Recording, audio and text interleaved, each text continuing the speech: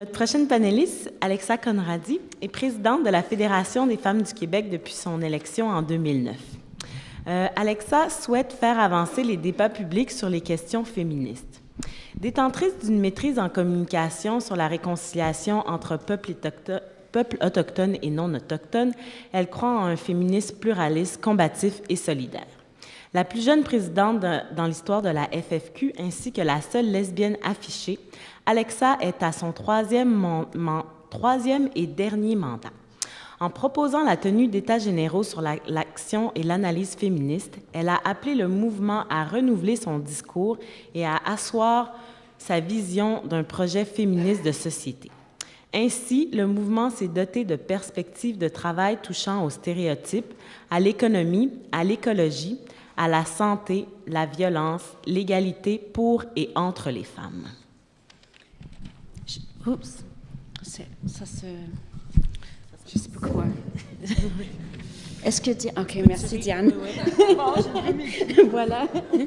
Je fais inscrire que je suis à mon dernier mandat pour que toutes les féministes dans la salle, partout, pensent à se présenter pour les prochaines élections à la FFQ. Donc, encourager la relève. Merci pour l'organisation de cet événement. J'aimerais partager avec vous quelques-uns des constats qui ressortent des États généraux, mais aussi peut-être un certain nombre de mes propres réflexions qui peut-être ne sont pas entièrement en phase avec des décisions de la FFQ.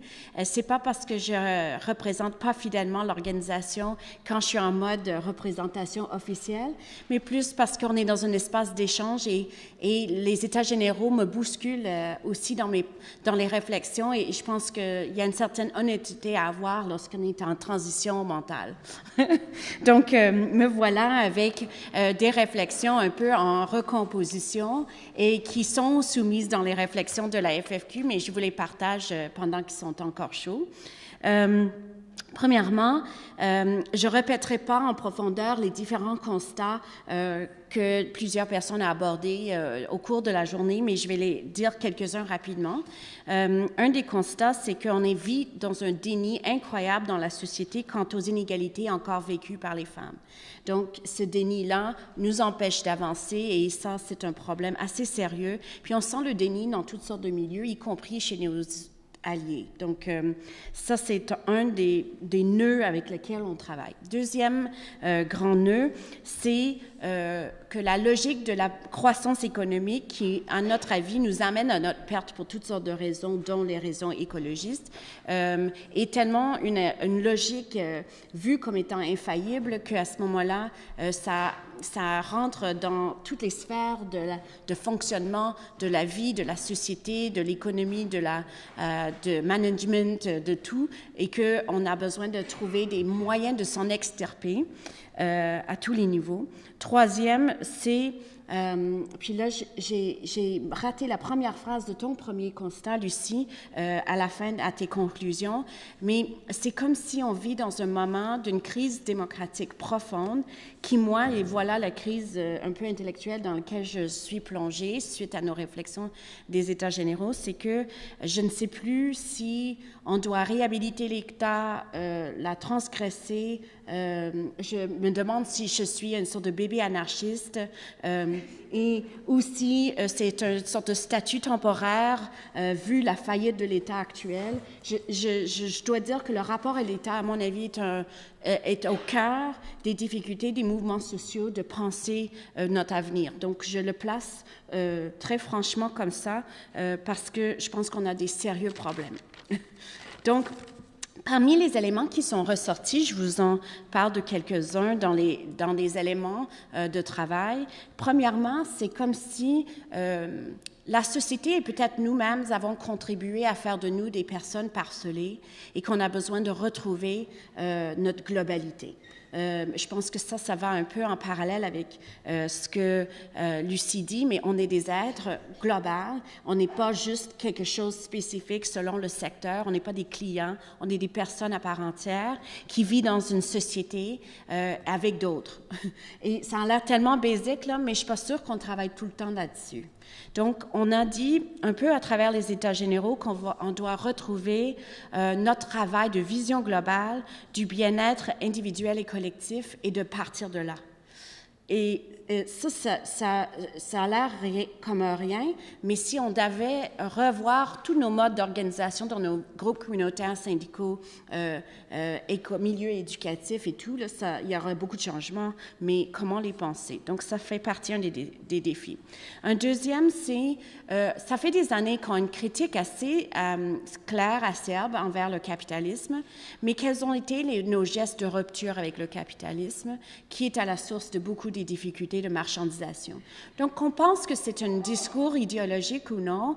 Moi, je dirais que ce n'est pas nécessairement un discours idéologique contre le capitalisme ou pour être contre le capitalisme, mais plutôt c'est un système qui produit des inégalités profondes, qui travaille avec le patriarcat et d'autres systèmes d'oppression pour rendre la société nettement moins intéressante que si on avait une façon de penser autrement, mais très souvent, on se réserve vraiment de dire ça dans l'espace public des organisations officielles, instituées, reconnues, parce que ce n'est pas un langage qui est accepté dans l'espace public. Donc, il y a une partie de nous, peut-être où nous avons besoin de nous assumer davantage et de voir qu'est-ce que ça veut dire concrètement dans la vie de tous les jours, de porter cette perspective-là de rupture avec le capitalisme. On pensait aussi à travers les États généraux qu'il y a, on ne peut pas juste penser capitalisme, bien qu'en ce moment c'est un des facteurs centraux, mais que nous avons toutes et tous dans nos mouvements sociaux besoin de très bien comprendre à quel point les différents systèmes d'oppression sont à l'œuvre dans notre société et comment ils produisent des inégalités, de la violence et de la violence envers les femmes. Et ça veut dire donc, on a toute une responsabilité de mieux comprendre le racisme et son fonctionnement, comment il crée une hiérarchie de connaissances, comment il crée une hiérarchie de rapports, comment il nous sépare les uns des autres. Et je prends celui-là, mais on pourrait parler d'un système hétéropatriarcal, on pourrait faire la même chose avec le capacitisme. C'est qu'on est responsable de ces systèmes-là, puis comment ils se reproduisent. Et on ne peut pas juste dire, les mouvements antiracistes vont s'occuper de racisme pendant que les mouvements écologistes s'occupent de l'écologie. Ça marche pas avec comment on est en train de se concevoir. Deuxième élément, c'est que le mouvement féministe, comme tous les mouvements sociaux, doivent d'une certaine façon faire un virage écologiste. Dans le contexte de la Marche mondiale, on est en train de réfléchir les actions pour 2015. Le thématique porte sur le corps et le territoire, où on reconnaît que notre corps, c'est notre premier territoire. Puis ce territoire-là n'est pas un territoire libre en ce moment. Nos pensées, nos corps sont affectés par toute l'organisation sociale, politique, économique. Et en même temps, et le territoire dans lequel on évolue, c'est pas un territoire qu'on accapare ou qu'on doit posséder, mais c'est plutôt nous qui appartenons au territoire. Et ça, c'est une réflexion qui se nourrit de nos rapports grandissants avec les peuples autochtones au sein de la marche, puis ici au Québec, qui ont toute une autre conception du rapport corps-territoire que ce que les sociétés occidentaux ont fait en voulant créer une séparation de ces sphères. Donc, si je dis vision écologiste, c'est qu'une vision écologiste ne nous sépare pas en morceaux comme ça. Quand je disais qu'il y en a des crises démocratiques, comment on fait? Il faut reconnaître qu'on n'est pas dans une démocratie telle qu'on le conçoit. Je pense que c'est assez simple, mais notre société ne se reconnaît pas ça. Elle se pense dans une démocratie, alors que peut-être si on commençait à dire qu'on vit dans une sorte d'oligarchie démocratique de façon plus claire, ça serait au moins l'espace pour créer un échange public sur l'état des affaires. Ils ont... je trouve une irresponsabilité profonde, les gouvernants, les gens qui nous dirigent, nous gouvernent, puis j'ai l'impression que Foucault sortait de ce corps tout à l'heure. J'ai l'impression que l'État est en train de à ce point-là irresponsable dans la gestion de ce qui est absolument essentiel, c'est notre rapport à l'eau, à la terre, à comment on s'organise la vie en société pour l'avenir, et il semble fonctionner complètement en dehors des enjeux réels. Donc, qu'est-ce qu'on fait dans un moment comme ça où notre système démocratique est incapable et involontaire pour prendre en charge ses responsabilités? Ça veut dire pour moi repenser l'approche pétition-revendication. Ensuite, nous sommes tous et toutes responsables de changer l'histoire, l'avenir. Et donc, pour moi, par exemple, des questions de rapport avec les Autochtones avec qui nous partageons un territoire, nous avons une responsabilité, les non-autochtones, pour changer cette histoire coloniale. On ne peut pas laisser aux Autochtones le soin de reprendre uniquement à partir de leur force de contestation les choses en main. Je pense qu'on a toutes et tous vraiment une profonde responsabilité de changer le rapport et que ultimement ça va nous libérer également. La gauche comme la droite aussi peut être producteur de discours racistes.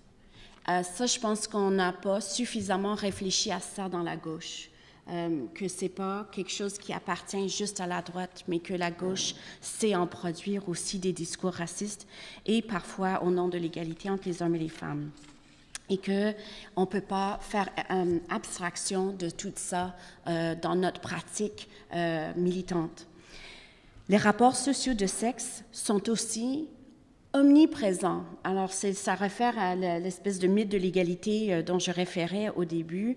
Les rapports sociaux de sexe sont omniprésents encore dans nos relations amoureuses, dans la sexualité, dans l'identité que nous avons comme hommes, femmes ou trans, notre rapport à soi, dans la famille, dans le travail, dans les espaces, au plan de la sécurité, et que tellement de choses ont été normalisées là-dedans qu'on ne peut même pas encore compter nécessairement ce que l'ensemble des mouvements sociaux au Québec travaillent à reconnaître, autre que l'impact spécifique sur les femmes, à quel point ça façonne comment on regarde le monde, et que le mouvement féministe interpelle les mouvements sociaux québécois de toute nature de prendre ses responsabilités sur ces questions.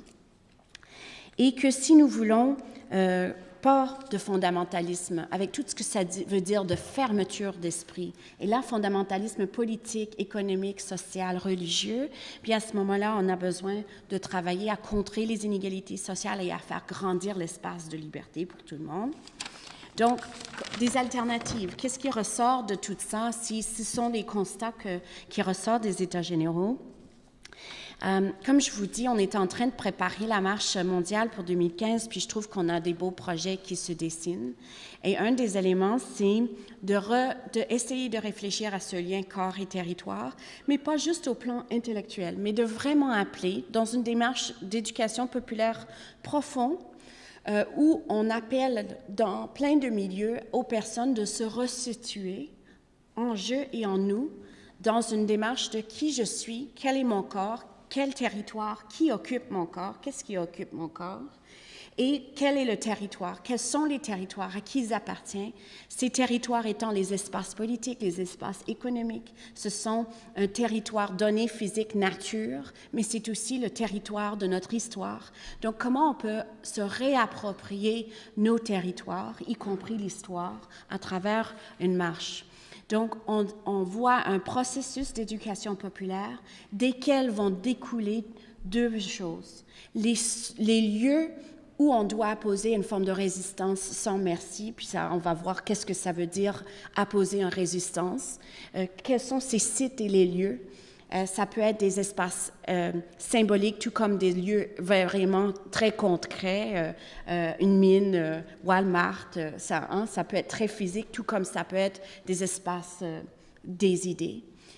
Et aussi prendre la Charte mondiale des femmes pour l'humanité et de voir non seulement les articles qui sont là-dedans, mais comment ils peuvent se traduire dans la création du possible.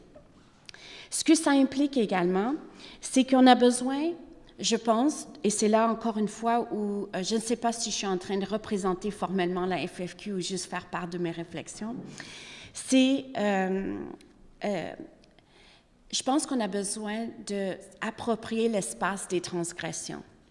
Et je pense qu'on est trop obéissante et obéissant. Je pense que les groupes sociaux le sont trop. Et on ne travaille pas assez les ruptures avec nos propres intégrations des normes, des ordres établis. Alors, comment nous pouvons, à grande échelle, créer un espace de désobéissance? Parce que je pense que ce à quoi on fait face, c'est tellement important qu'on a besoin de créer ces moments de rupture-là, y compris avec une sorte de... la notion même de société civile, j'ai plutôt comme envie de voir comment on peut devenir incivil vis-à-vis des sphères de domination, puis plus civil entre nous. Préparer des modèles économiques. Je pense qu'aussi, on a trop attendu auprès de l'État d'une certaine façon, puis on doit retrouver, replonger dans le désir de s'auto-organiser. Ça veut dire que, est-ce qu'il y a des projets socio-économiques où on expérimente les différents mondes qu'on veut mettre en action? Est-ce qu'on peut imaginer que les groupes communautaires, les mouvements sociaux, les organisations de la société incivile participent à la création d'alternatives concrètes, mais, comme je dis, sans reposer uniquement sur cette stratégie-là, parce qu'on a besoin aussi de créer une forme d'opposition, action directe aux problèmes qui sont causés. Puis je pense à la gang qui font des blocages sur les pipelines, des choses qui font en sorte qu'ils ne peuvent pas fonctionner avec un consentement qu'on ne veut pas donner. Ça veut dire ultimement peut-être assumer un discours plus radical et assumer le fait que nous sommes beaucoup plus marginales à cette étape-ci, mais que si on veut créer notre communauté de pensée, il va falloir bien dire ce à quoi on pense. Donc je terminerai là-dessus. Merci beaucoup.